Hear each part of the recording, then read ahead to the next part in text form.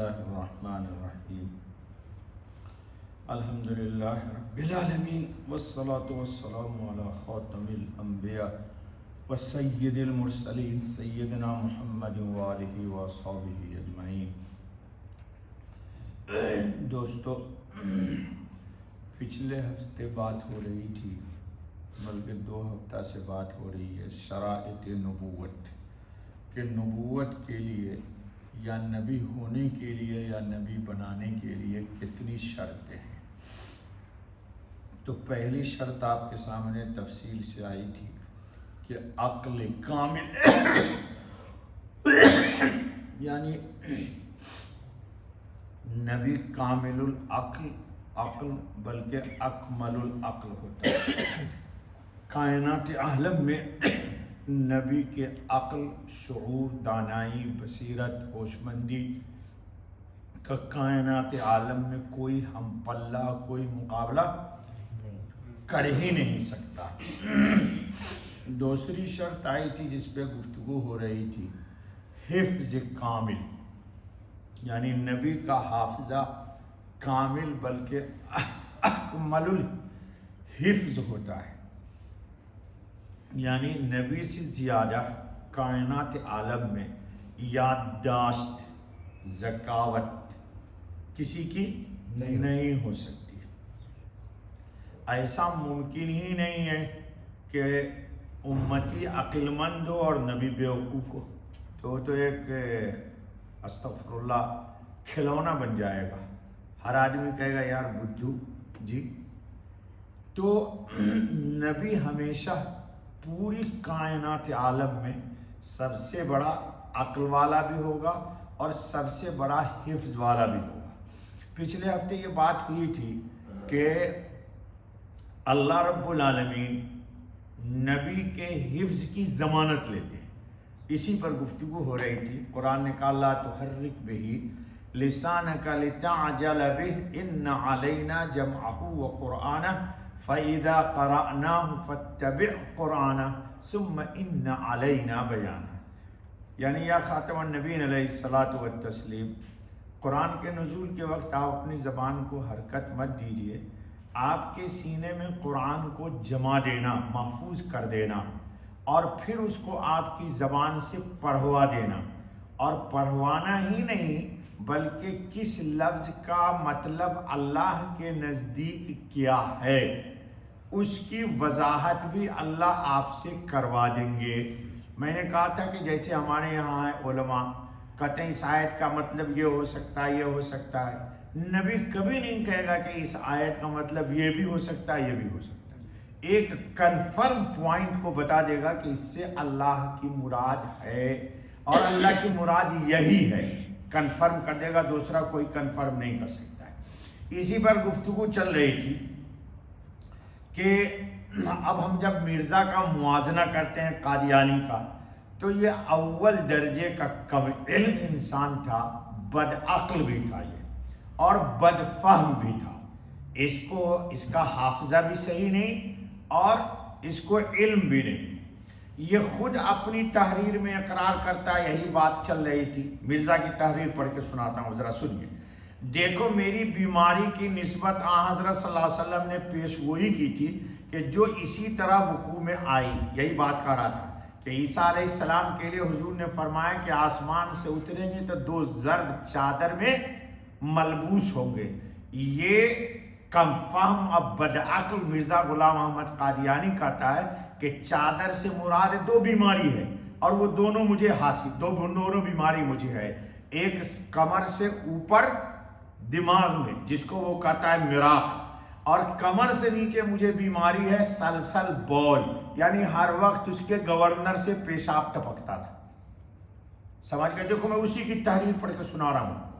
دیکھو میری بیماری کی نسبت میں حضرت صلی اللہ علیہ وسلم نے پیش گوئی کی تھی جو اسی طرح وقوع میں آئی۔ آپ صلی اللہ علیہ وسلم نے فرمایا تھا کہ مسیح آسمان پر سے جب اترے گا، اس کتاب میں نے اس عبارت کو ہائی لائٹ کر دیا ہے کیونکہ یہ اس کا انکار کر دے گا ابھی تھوڑی دیر میں، کہ 2 زرد چادریں اس نے پہنی ہوئی ہوں گی، تو اسی طرح مجھ کو 2 بیماریاں ہیں۔ حضور نے کہا عیسیٰ علیہ السلام کو 2 چادر ملے گی، تو اس بدعقل نے، کم فہم نے کیا کہا دیا؟ اس سے مراد دو بیماری ہے ہماری، ایک اوپر کے دھر کی اور ایک نیچے کے دھر کی، یعنی مراق یعنی پاگل پن اور مالی خلیہ تھا اس کو، یہ خود اقرار کر رہا ہے۔ تو جس کو مالی خلیہ ہوگا وہ نبی ہوگا، لا حول ولا قوت الا باللہ آمنت باللہ و برسولہ۔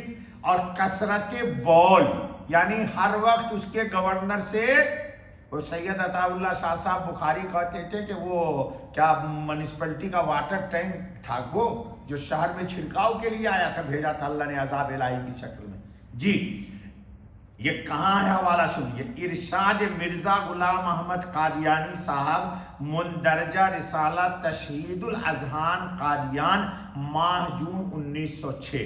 یہ وہاں سے عبارت نقل کر دی، یہ خود ہی کہتا ہے دو بیماری مجھے ہے، اس سے اوپر کیا ہے؟ مالی خلیہ دماغ میں، پاگل ہوں میں، اور اس سے نیچے یہ ہے کہ ہر وقت گورنر سے چھڑکاؤ ہو رہا ہے پورا تاکہ ڈسٹ نہ ہو زمین پر، یہ بیماری۔ مراق کا مرض حضرت، پھر دوسری تحریر دیکھو، اس کا مرید لکھتا ہے مراق کا مرض حضرت مرزا صاحب میں موروثی نہ تھا بلکہ یہ خارجی ارسالات کے ماتحت پیدا ہوا۔ اس کا باعث سخت دماغی محنت، تفکرات اور غم اور سوء حافظہ تھا۔ از رسالہ ریویو قادیان صفحہ 10 بابت ماہ اگست 1926۔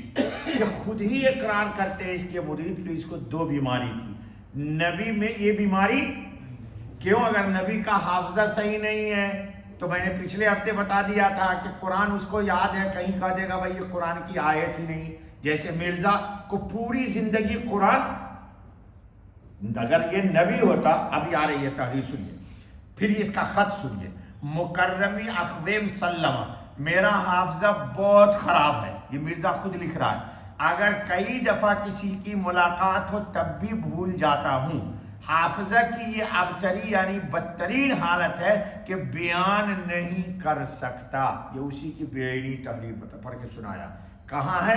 خاکسار غلام احمد از صدر امبالہ احاطہ ناگ پھنی، مکتوبات احمدیہ جلد پنجم نمبر 3 صفحہ 21، مجموعہ مکتوبات مرزا غلام احمد قادیانی۔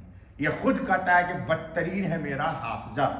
اب سنیے، مرزا صاحب میں نبوت کی یہ دونوں شرطیں مفقود تھی، نہ عقل تھی نہ علم تھا۔ مرزا صاحب کو اپنے مراق، مالی خلیہ اور خرابی حافظہ کا خود اقرار اور اعتراف ہے۔ مرزا صاحب حافظ قرآن نہ تھے، مسلمانوں کے بچوں کے برابر بھی حافظہ نہ تھا، حالانکہ مرزا صاحب کا دعویٰ یہ تھا کہ میری بعثت، اب اس کی تحریر سنو، یہ بدبخت اپنے آپ کو کہتا ہے کہ میری بعثت معاذ اللہ رسول اللہ صلی اللہ علیہ وسلم کی بعثت ثانیہ بلکہ اس سے بھی اکمل ہے، کہتا ہے میں دوبارہ محمد صلی اللہ علیہ وسلم کو اللہ نے میری شکل میں بھیجا ہے، لا حول ولا قوت الا باللہ۔ یہ کہاں لکھا اس نے؟ خطبہ الہامیہ صفحہ 271 272، روحانی خزائن صفحہ 271 272 جلد 16۔ پس سوال یہ پیدا ہوتا ہے کہ کیا معاذ اللہ رسول اللہ صلی اللہ علیہ وسلم کو بعثت ثانیہ میں قرآن یاد نہ رہا تھا؟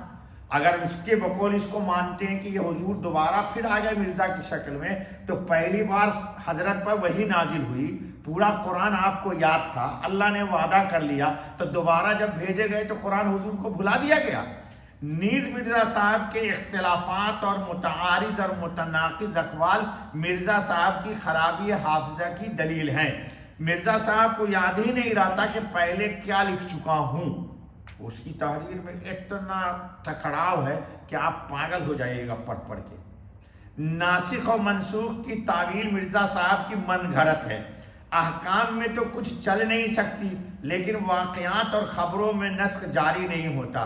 ایک واقعہ کہیں اور نقل کر دے گا، دوسری جگہ اسی واقعے کی خود ہی تردید کر دے گا، اس کو پتہ ہی نہیں ہوتا میں پہلے کیا لکھا ہوا ہوں۔ چونکہ ایک بہت مشہور مقولہ فارسی کا کہ دروغ گورا حافظہ نہ باشد، جو جھوٹا آدمی ہوتا ہے اس کو یادداشت اس کی ساتھ نہیں دیتی، پھر ایک جھوٹ کے لیے 100 جھوٹ بولنا پڑتا ہے، ایک جھوٹ کو سچ کرنے کے لیے یہ جھوٹ وہی حال مرزا مکہ دہائی ٹائم ختم ہو گیا۔ چلو بقیہ انشاءاللہ دوستو کل ہمیشہ دوستو اللہ سے ہدایت پر استقامت اور خاتم النبین علیہ الصلاۃ والتسلیم کی ختم نبوت کے فیض کو اللہ سے مانگا کرو کہ اللہ ہمارا خاتمہ ایمان پہ کرے، اور اس ارتداد کے دور میں اللہ ہم کو اور ہماری نسلوں کو ارتداد سے بچائے۔